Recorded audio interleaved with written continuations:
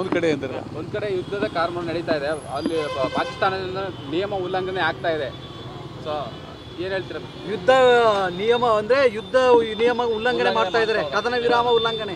ಪಾಕಿಸ್ತಾನ ನಮ್ಮ ದೇಶದ ಯೋಧರು, ಸೈನಿಕರು, ವೀರರು, ಶೂರರು, ಪರಾಕ್ರಮಿಗಳು, ಅದ್ಭುತವಾದಂಥ ಯೋಧರು.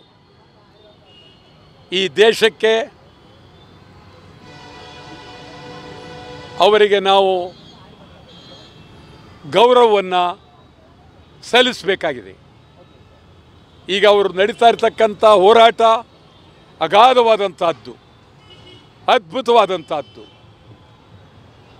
ಕೇಂದ್ರ ಸರ್ಕಾರ ಆಗಲಿ, ಪ್ರಧಾನಮಂತ್ರಿ ನಿಮ್ಮ ಜೊತೆ ಕೆಲಸ ಮಾಡಿದ್ದು ಬಹಳ ಖುಷಿ ಆಯಿತು. ನೀವೇ ಬೆಸ್ಟ್ ಬಾಸ್. ಇಷ್ಟದ ಮ್ಯಾನೇಜರ್ ಆಗಿದ್ದೆ, ಇನ್ನು ಮುಂದೆ ಬಾಸ್ ಆಗ್ತೀನಿ. ಹೇಗೆ? ಬಾಸ್ ವಾಲಾ ಬಿ ದ ಬಾಸ್. ಮಂತ್ರಿಯವರಾಗಲಿ, ವಿರೋಧ ಪಕ್ಷ ಆಗಲಿ, ಎಲ್ಲರೂ ಇವತ್ತು ನಮ್ಮ ದೇಶದಲ್ಲಿ ಒಂದೇ ಧ್ವನಿ, ಒಂದೇ ಶಕ್ತಿ. ಇಡೀ ಭಾರತ ಒಂದೇ. ಭಾರತದ ಸೈನಿಕರಿಗೆ ನಾವೆಲ್ಲರೂ ಪ್ರಣಾಮವನ್ನು ಅರ್ಪಿಸಬೇಕು. ಅದೊಂದೇ ಅಲ್ಲ, ಪ್ರತಿದಿನ ಬೆಳಗ್ಗೆ ಎದ್ದರೆ ನಾವೇನು ದೇವರನ್ನು ಪ್ರಾರ್ಥನೆ ಮಾಡ್ತೀವಿ, ಈ ದೇಶದ ಪ್ರತಿಯೊಬ್ಬರು ದೇವರ ಜೊತೆಯಲ್ಲಿ ನಮ್ಮ ಯೋಧರನ್ನು ಸ್ಮರಣೆ ಮಾಡಬೇಕು, ಅವರಿಗೆ ಗೌರವವನ್ನು ಅರ್ಪಿಸಬೇಕು. ಅದು ಈ ದೇಶದ ಕರ್ತವ್ಯ, ದೇಶದ ಜನರ ಕರ್ತವ್ಯ. ಕದನ ವಿರಾಮ ಇದು ಶುರುವಾದದ್ದು ಅಮೇರಿಕ ಅಧ್ಯಕ್ಷ ಟ್ರಂಪ್ ಅವರಿಂದ. ಅಮೇರಿಕ ಕಾರ್ಯದರ್ಶಿ ಅದ್ಭುತವಾಗಿ ಈ ಬಗ್ಗೆ ಮಾತನಾಡಿ ಒಂದು ಒಳ್ಳೆಯ ವಾತಾವರಣ ನಿರ್ಮಾಣ ಆಗಬೇಕು, ಎರಡೂ ದೇಶಗಳು ಯುದ್ಧ ಮುಂದುವರಿಸಬೇಡಿ, ಕದನ ವಿರಾಮ ಮಾಡಬೇಕು ಅಂತೇಳಿ ಅವರು ಮನವಿ, ಅವರ ಜೊತೆಯಲ್ಲಿ ಈ ದೇಶದ ಅನೇಕರು ಮನವಿಯನ್ನು ಮಾಡಿದ್ರು. ನಮ್ಮ ದೇಶ ನರೇಂದ್ರ ಮೋದಿಯವರ ಸಚಿವ ಸಂಪುಟ ನಮ್ಮ ಸೈನಿಕರ ಜನರಲ್ಗಳು, ಸೈನಿಕರು ಆ ಮಾತನ್ನು ಗೌರವಿಸಿ ಕದನ ವಿರಾಮಕ್ಕೆ ಗೌರವ ಕೊಟ್ಟರೆ ನಿಲ್ಲಿಸಿದ್ರು. ಆದರೆ ಪಾಕಿಸ್ತಾನದಲ್ಲಿ ಗೊಂದಲ ಜಾಸ್ತಿ ಆಗಿದೆ. ಅಧಿಕಾರ ನಡೆಸುವ ಪ್ರಧಾನಮಂತ್ರಿಯನ್ನು ಅಲ್ಲಿನ ಮಿಲಿಟರಿ ಜನರಲ್ ಪ್ರಧಾನಮಂತ್ರಿಯ ಮಾತಿಗೆ ಬೆಲೆ ಕೊಡದೆ ಅವನೇ ತನ್ನ ಇಚ್ಛೆ ಬಂದಂಗೆ ಹೊರಟಿದ್ದಾರೆ. ಇದೊಂದೇ ಅಲ್ಲ, ಪಾಕಿಸ್ತಾನದಲ್ಲಿ ಬಹಳ ಜನ ಯುದ್ಧ ಬೇಡ ಅಂಥೇಳಿ ಪ್ರಧಾನಮಂತ್ರಿಗೆ ಹೇಳಿದ್ದಾರೆ. ಒಂದೇ ಅಲ್ಲ, ಅವರ ಪಾರ್ಲಿಮೆಂಟ್ನಲ್ಲೂ ಸರಿ ಇಲ್ಲ ಅಂಥೇಳಿ ಮಾತನಾಡಿದ್ದಾರೆ. ಸುಮ್ಮನೆ ಈ ರೀತಿ ಪ್ರತಿ ಸಾರಿ ಯುದ್ಧಕ್ಕೆ ನೀವು ನಿಂತು ಕಾಲನ್ನು ಕೆರಿತಾ ಇದ್ದೀರಿ.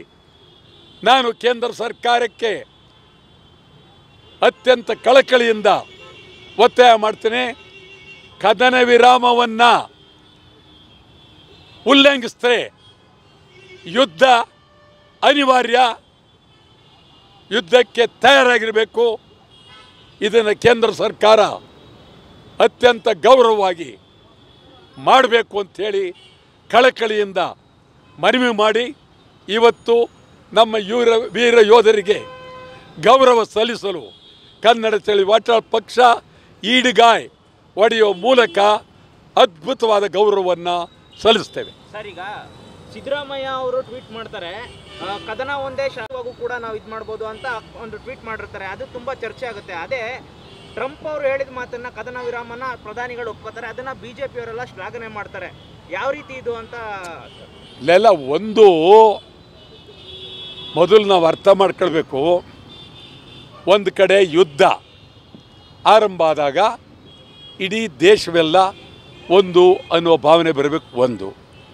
ಆದರೆ ಯಾರೂ ಏನು ಮಾತನೇ ಆಡಬಾರ್ದು ಅನ್ನುವ ಪರಿಸ್ಥಿತಿ ನಿರ್ಮಾಣ ಆಗಬಾರ್ದು.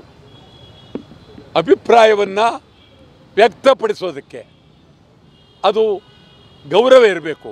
ಇಲ್ಲ ಏನೂ ಮಾತಾಡೋಂಗಿಲ್ಲ, ನಾವು ಬಾಯೇ ಬಿಚ್ಚಕ್ಕಾಗಲ್ಲ ಅನ್ನುವ ವಾತಾವರಣ ನಿರ್ಮಾಣ ಆಗಬಾರ್ದು. ಇದು ಪ್ರಜಾಪ್ರಭುತ್ವ ದೇಶ. ಯಾರೂ ದೇಶದ ವಿರುದ್ಧ ನಿಲ್ಲುವುದಕ್ಕೆ ಸಾಧ್ಯ ಇಲ್ಲ. ಸಿದ್ದರಾಮಯ್ಯನವರು ಅವರ ಚಿಂತನೆ ಒಬ್ಬ ಮುಖ್ಯಮಂತ್ರಿಯಾಗಿ ಹೇಳಿದ್ದಾರೆ. ತಮಿಳುನಾಡಿನಲ್ಲಿ ಸ್ಟಾಲಿನ್ ಅವರದೇ ಹೇಳಿದ್ದಾರೆ. ಈ ದೇಶದಲ್ಲಿ ಉಮರ್ ಅಬ್ದುಲ್ಲಾ ಅವರದೇ ಹೇಳಿದ್ದಾರೆ.